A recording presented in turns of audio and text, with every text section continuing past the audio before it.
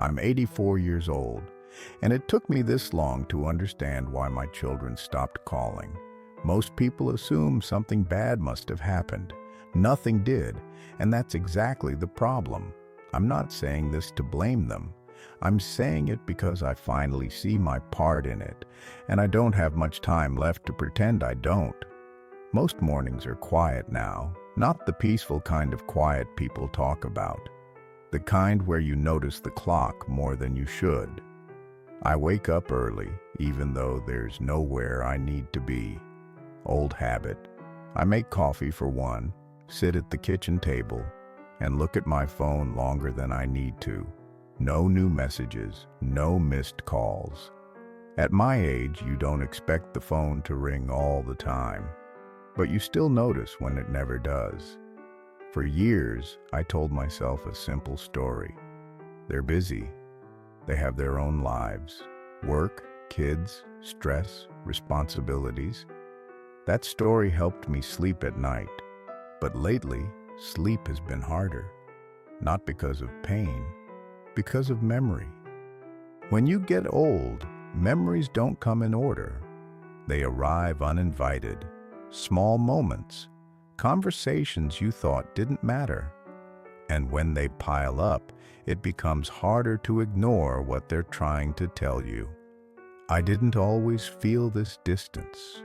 There was a time when the house was loud, shoes by the door, arguments over the bathroom, noise that felt endless. Back then, I thought I was doing everything right. That belief stayed with me for decades, and it quietly did more damage than any mistake I ever made. I worked hard, long hours, sometimes 2 jobs. I told myself that was love, providing, making sure there was food on the table, clothes for school, a roof that didn't leak. That's what I was taught love looked like. I grew up in a house where feelings weren't discussed. My father didn't ask how my day was. He asked if I did my chores. My mother showed love by keeping things running, not by sitting down and talking. So when I became a parent, I copied what I knew. I showed up physically. I paid bills. I stayed responsible. And I assumed the rest would take care of itself. I didn't realize how much of parenting happens in moments that don't look productive.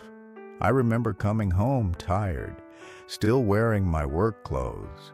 One of the kids would start talking, excited, trying to tell me something small, something about school, a teacher, a friend, and I would half listen, nod, say, "That's nice," while my mind stayed somewhere else.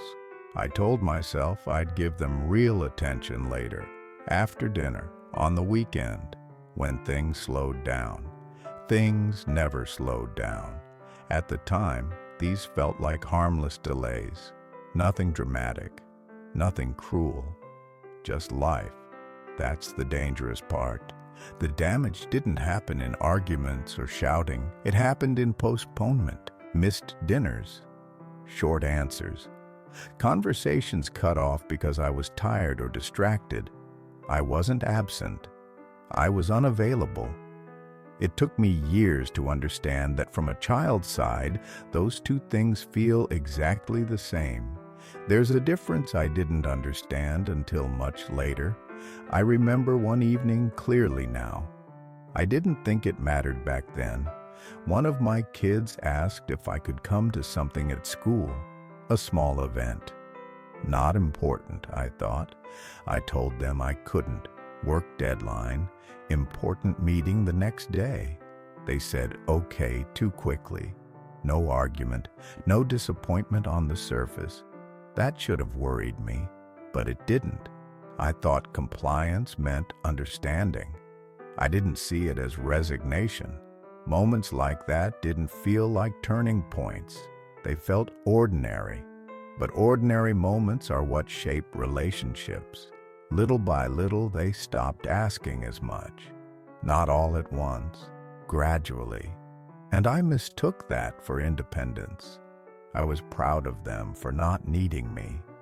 I didn't realize I had taught them not to. As the years passed, I noticed conversations getting shorter, more factual, less personal. Phone calls became updates instead of connections. Work was still my excuse. Then stress, then fatigue. There was always a reason. When they moved out, I told myself distance was natural, that this is how life works. Children grow, parents adjust. But I didn't adjust. I stayed the same, still measured my value by usefulness, still uncomfortable with emotions that didn't have solutions. When they called with problems, I offered advice instead of listening, fixes instead of presence. I thought that was helpful. What I didn't see was that advice can feel like dismissal when someone just wants to be heard. Over time, they stopped sharing the parts of their lives that didn't fit neatly into conversation. I learned about major events secondhand, sometimes late, and I told myself another story. They just don't communicate much. It was easier than asking why. The turning point wasn't dramatic. No big argument, no final fight. It was silence, weeks without a call, months where I was always the one reaching out. And eventually, even I started to hesitate. I didn't want to feel like a burden, didn't want to intrude. That's a strange thing to realize, that somewhere along the way, I stopped feeling like a parent and started feeling like an obligation. I would rehearse messages in my head before calling, keep them light, short. I didn't want to ask questions that might feel invasive, and without meaning to, I became careful instead of close. Careful is not what children need from their parents, even when they're grown. It took me a long time to understand that distance is rarely sudden. It's built slowly, out of patterns that feel reasonable at the time. I didn't lose my children because of one mistake. I lost them because I kept choosing later over now. Later conversations, later attention, later emotional availability, later never came. Now, when I look back, I don't see a villain. I see a man doing what he thought was right, using the tools he had. But intentions don't erase impact. That's one of the hardest lessons to accept. You can love deeply and still fail to show it in ways that matter. I thought being steady was enough. I thought consistency replaced intimacy. I was wrong. Love isn't proven by endurance alone. It's proven by presence. And presence requires something I avoided for most of my life: vulnerability. I didn't talk about fear or doubt or regret. I didn't say I'm proud of you enough, or I'm sorry, or I don't know. I kept a distance even when we were in the same room. That distance didn't feel like neglect. It felt like control, composure, strength. But strength without warmth feels cold from the other side. I understand now that my children didn't drift away because they stopped loving me. They drifted because loving me became quiet work. Work without reward, work without closeness, and people eventually stop doing work that never gives anything back. What I'm about to say isn't comforting, but it's honest. I've had a lot of time to sit with this, long afternoons, even longer evenings. At first, I tried to explain it away. Generational differences, busy lives, the world moving faster. Those explanations helped, but only on the surface. Underneath, there was something heavier.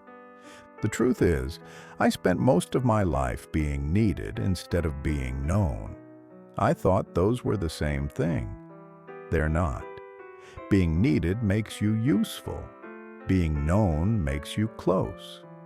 I was very useful. I fixed things. I solved problems. I kept things running. But usefulness is not what makes someone feel close to you. I didn't make much room for messiness, for feelings without answers. When my children were upset, I wanted to fix it. Quickly, efficiently. I didn't sit in the discomfort with them. I didn't ask questions that didn't lead anywhere. I see now how that teaches someone not to bring you their inner life. You become the person they go to when something breaks, not when something hurts. Over time, they learn to keep the hurting parts to themselves, and eventually, they stopped calling altogether. Not because they didn't care, but because there was nothing left to say that fit the space I had created. That realization hurts more than any argument ever could. Because you can apologize for words.